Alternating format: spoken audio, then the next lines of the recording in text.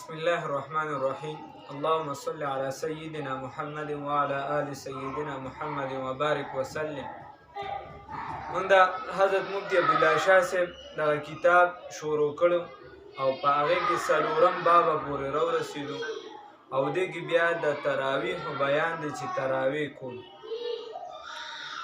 د تراویح بیان څنګه چې د کتاب په شروع کې تیر شو چې یو مسلمان د رمضان په شپو کې مونځ کوي نو د هر رکعت په بدله 2.5 نیکۍ ورله لیکلی شي. یو انسان مونځ کوي په دې میاشت کې نو د هر رکعت په بدله کې 2.5 نیکۍ ورله لیکلی شي، یعنی د هر رکعت په بدل د 2.5 نیکو ثواب ورله لیکلی شي.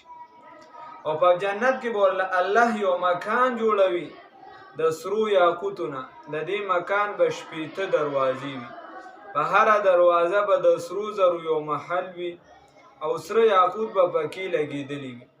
په رمضان کې 20 رکعت د تراویح دي نو د نورو امامانو نه علاوه د نورو انعاماتو نه علاوه 2.5 نیکۍ په یو رکعت نو 50,000 نیکۍ په تراویحو دې هم کېږي. چې تراویح دې وکړي نو 50,000 نیکۍ په دغې هم وشوي. خو خدای وس درکړو نور هم کوه. د هر رکعت په بدل د رمضان په میاشت کې د شپې وي او که د ورځې په جنت کې یوه لویه ونه داسې ورکولی شي چې 500 کاله د هغې د سوري لاندې په سورلۍ مزل کیدی شي. خبره ده چې دا دومره انعامات الله رب العزت بنده له ورکوي. تیرو امتونو کې روجې وي او ځینې سختې مې 24 غنټې روجه ورته ووایي چې کله به اوده شوي یعنې د لمر پرېوتو نه وروستو که د خوب وکړه معمولي د جوټه والا بس روجه دې سټارټ شو د هغه ځای نه، او چې تر څو به د خوب نه وکړې نو تا خوراک څښاکولی شو، تا روان دي یعنې چلېدی شو. خبره دا ده، خبره دلته کې دا ده. خو هغې ګوره د تراویحو دا مونځ د هغې سر نه و. رسول الله صلی الله علیه وسلم فرمایي که د حدیث مفهوم دی وی خدای دا روزې ستاسو دپاره فرض کړي دي او د شپې د عبادت یې ما سنت ګرځولي ستاسو مفهوم بیان. نو د رمضان برکتي میاشت کې بې شمېره رحمتونه او برکتونه دي.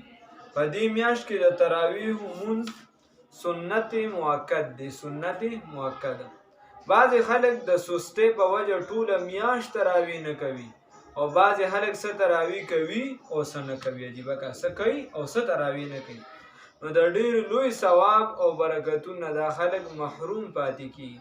عبدالرحمن ابن عوف رضی الله تعالی عنہ روایت کوي چې حضور نبی کریم محمد رسول الله صلی الله علیه وسلم فرمایلی دي چې الله پاک په تاسو د رمضان روزي فرض کړي دي. الله رب العزت در باندې د رمضان روزي فرض کړي او ما ستاسو دپاره تراویح سنت کړي دي، یعنی سنت مې لګرځولي.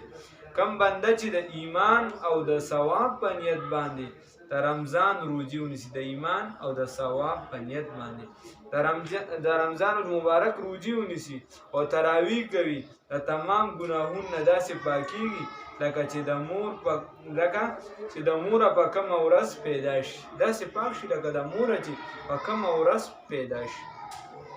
تراویح سنت مؤکده دي. تراویح د نارینه زنانه دواړو دپاره سنت دی. اکثر کوتاهي کېږي، زنانه نه کوي یا نارینه هم نه کوي بلا شي، نه د دواړو دپاره سنت دي.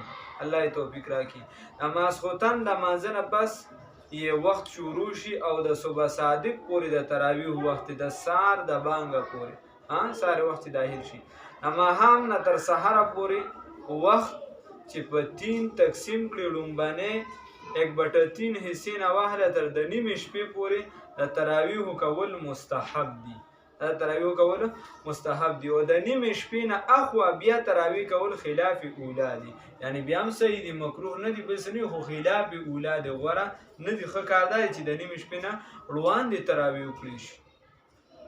بهتره دا ده چې د نیمې شپې نه مخکې تراویح وکړي شي او که چاته پاتې وي نو د نیمې شپې نه اخوا یې هم کولی شي، خو مخکې بهتره ده، مخکې کولی بهتره دي. بیا مفتی صاحب یو مسله لیکلې، 1 نمبر مسله.